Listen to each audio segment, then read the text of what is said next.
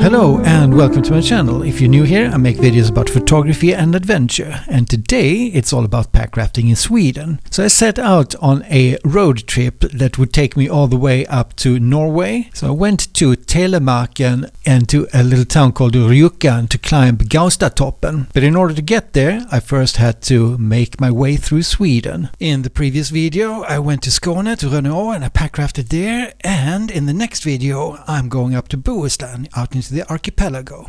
Today I'm making a stop in Halland. It's a valley called Simlångsdalen, and it's got a wonderful lake there that I thought I had a pack raft in. Packed up and ready to go. The camera for today is the Mamiya 6 MF, and it's loaded with the Kodak Tri-X 400, so my black and white journey continues.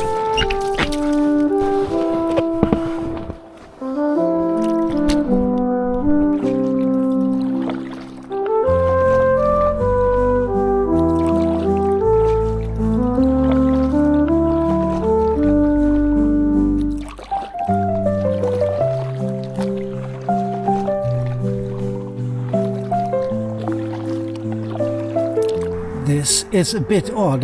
There is what looks like a path through it. That was not it. But I am looking for a very tiny little pass-through that goes into the other side of the lake. So this lake is kind of divided into two equally big parts, and there's a very narrow gap that separates them. It does look like we have a clear path here.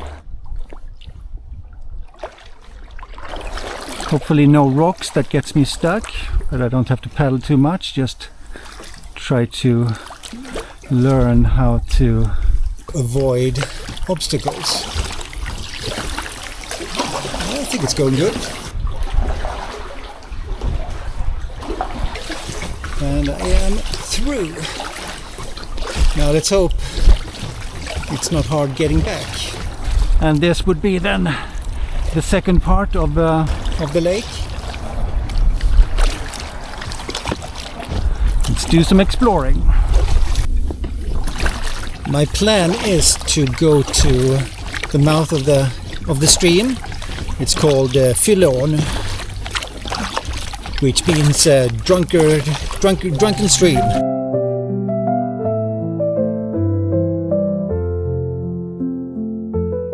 Coming up to what I think is the beginning of the stream.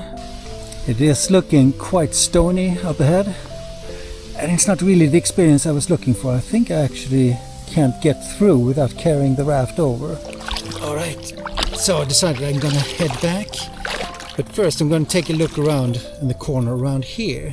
So this is very much another shakedown paddle. I just need to get used to the raft and all that. Get comfortable being out in increasingly more difficult situations, so I know all the ins and outs of being on a pack raft. That's the end there. That didn't work out. And on that side, it's a natural reserve, so I can't camp there.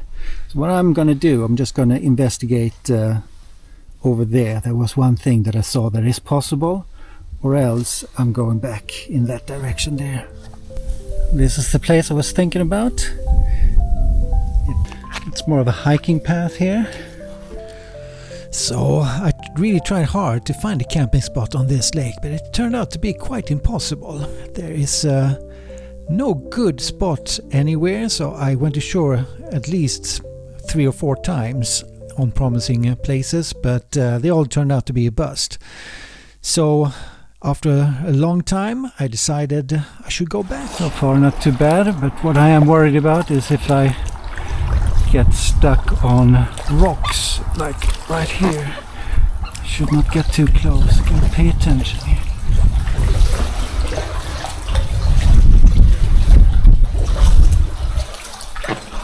And then right here in the middle, see some very narrow, very shallow rocks. I can feel my bottom scraping a bit, but I think I'm through. Okay, now just a matter of fighting the current. The weather is really nice now. It's the wind has completely died down, and the sun is out. It's turning out to be a perfect evening. So I'm over at the other side, and I think I've pretty much searched the whole lake, and I can't find a decent camping spot. So what to do? So we have what you call allemansrätt, and that is everybody can camp anywhere without with some limitations. So you can't be too close to your house, etc. And you can't camp in a national reserve.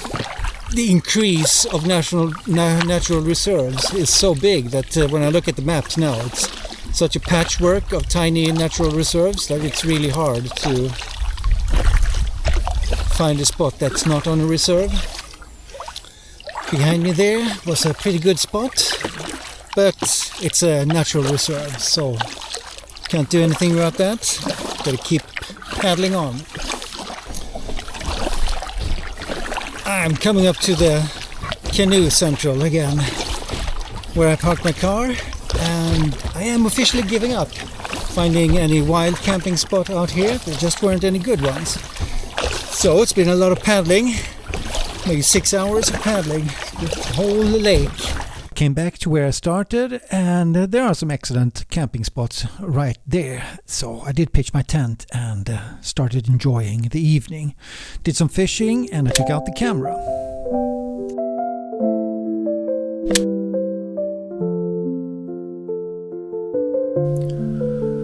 Well, it's the next morning, and that was a very good sleep, I have to say. Woke up with a big snail right next to my bed. No idea how it got in there, but it was kind of awful to put my hand on it. Very slippery thing. It's an amazing morning, as you can see. Got a bit of a mist, and yeah, totally worth it being out here after all. It is very peaceful and quiet now that everybody went home. I am trying really hard to get the black and white photography to work. It's not easy when you are thinking in color, so the scenes I seek out are perfect for color, like a nice sunrise, just like this one. I did shoot some shots with the Nikon ZF as well, and it works a lot better because it's in color and it's a nice sunrise.